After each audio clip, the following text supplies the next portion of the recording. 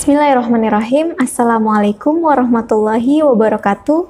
Kembali lagi bersama Miss Nita Sulistiawati di pembelajaran Bahasa Indonesia, khususnya untuk materi persiapan ujian nasional.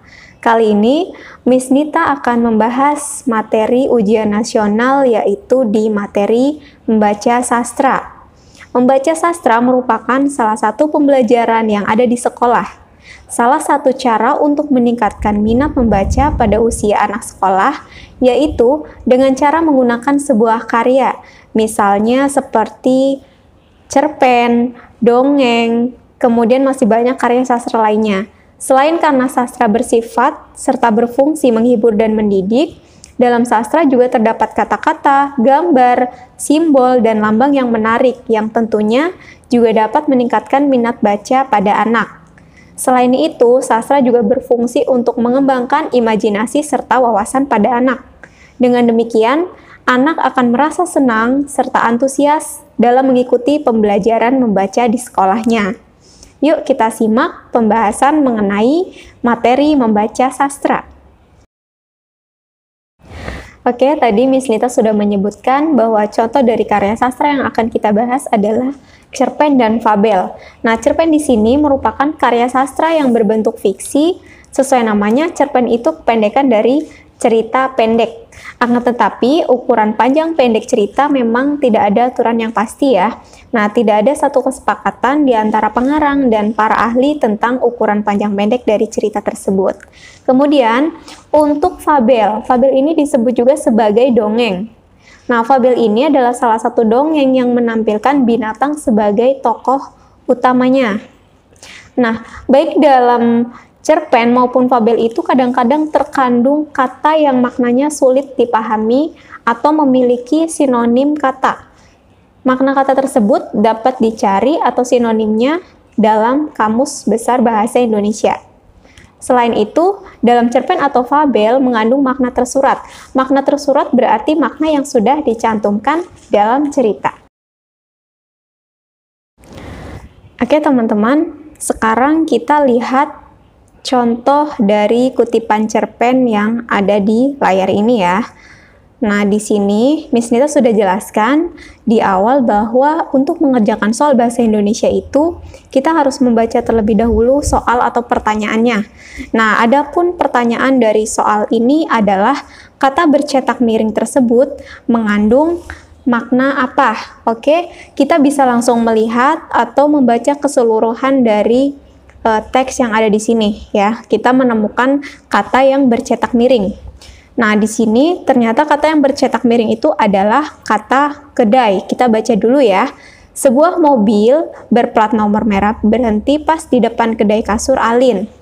Nah, kita selesai baca sampai kalimat satu aja karena kita sudah menemukan kata yang bercetak miring yaitu kedai. Nah, ternyata setelah kita mencari kata kedai dalam Kamus Besar Bahasa Indonesia, ternyata kata kedai ini berarti merupakan bangunan tempat berjualan. Nah, sekarang kita cari pilihan jawaban yang paling tepat. Yang pertama, A, bangunan tempat menitipkan barang. Itu tidak sesuai ya.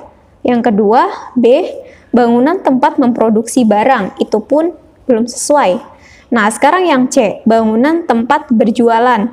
Oke, di sini kita sudah menemukan jawaban karena sesuai dengan Kamus Besar Bahasa Indonesia tadi yang sudah kita cari ya. Nah, kemudian yang D itu bangunan tempat menumpul barang. Berarti yang jawaban yang paling tepat adalah yang C. Pembahasan materi selanjutnya adalah bagian cerpen dan fabel. Cerpen dan fabel itu merupakan jenis prosa fiksi. Cerpen dan fabel mempunyai unsur pembangun yang sama. Berikut adalah unsur-unsur pembangun dari cerpen maupun fabel. Nah, yang pertama ada perwatakan. Perwatakan itu adalah cara pengarang menggambarkan watak dari tokoh. Kemudian yang kedua ada latar. Latar itu merupakan keterangan tempat maupun waktu atau suasana. Dan yang ketiga adalah alur. Alur adalah rangkaian peristiwa yang membentuk cerita dengan dasar hubungan sebab akibat. Selanjutnya ada tema. Tema itu adalah pokok dari inti dari cerita atau pokok pikiran dari pengarang. Kemudian yang kelima adalah amanat. Amanat itu pesan yang disampaikan oleh pengarang. Selanjutnya ada gaya bahasa. Gaya bahasa merupakan corak pemakaian bahasa. Nah, yang terakhir ada sudut pandang, cara pandang pengarang. Nah, kita di sini akan membahas sudut pandang dari cara pandang pengarang ya. Itu ada 3. Yang pertama ada sudut pandang orang ketiga. Nah, sudut pandang orang ketiga itu biasanya menggunakan kata ganti orang ketiga. Contohnya apa saja? Ada kata ganti ia, dia, mereka, ataupun dengan menyebutkan nama ya. Kemudian yang kedua, sudut pandang orang pertama. Sudut pandang orang pertama ini contohnya adalah aku atau tokoh yang berkisah atau mengisahkan kesadaran diri sendiri. Nah, yang ketiga ada sudut pandang campuran, yaitu pengarang menggabungkan penggunaan sudut pandang orang pertama dan sudut pandang orang ketiga. Pembahasan selanjutnya adalah cara menentukan penokohan. Penokohan ini dapat digambarkan dengan 2 cara sebagai berikut. Yang pertama, ada teknik analitik, yaitu tokoh diceritakan secara langsung oleh pengarang. Nah, yang kedua, teknik gramatik. Teknik ini dikemukakan melalui yang pertama penggambaran fisik dan perilaku tokoh. Kemudian yang kedua, melalui penggambaran lingkungan kehidupan tokoh. Kemudian yang ketiga, melalui penggambaran tindakan tokoh. Yang keempat, melalui ungkapan jalan pikiran tokoh. Yang kelima, melalui penggambaran oleh tokoh lain. Dan yang terakhir, melalui penggambaran melalui dialog si tokoh tersebut. Nah, jadi kalian harus memahami teknik penggambaran tokoh dan cara karakter tersebut digambarkan tokoh dalam cerita di cerpen. Baik, untuk pembahasan selanjutnya adalah cara menentukan konflik. Konflik dapat ditentukan dari kehadiran masalah dalam cerita.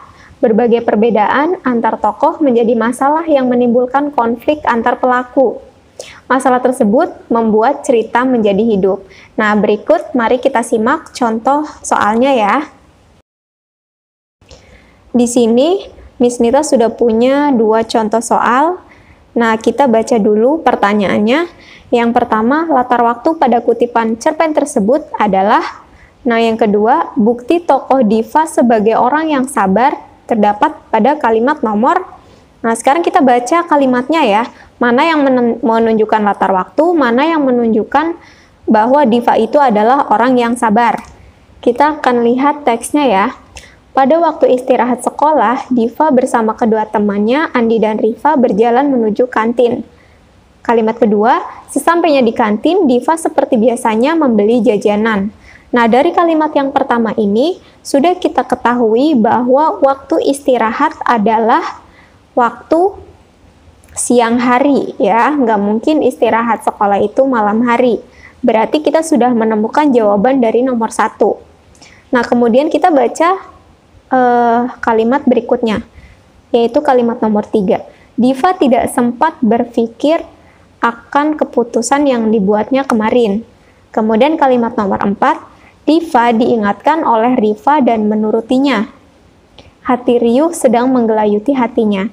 Sikap yang Diva pilih ternyata memberikan hikmah sendiri baginya. Nah, di kalimat nomor 4 ini ada kata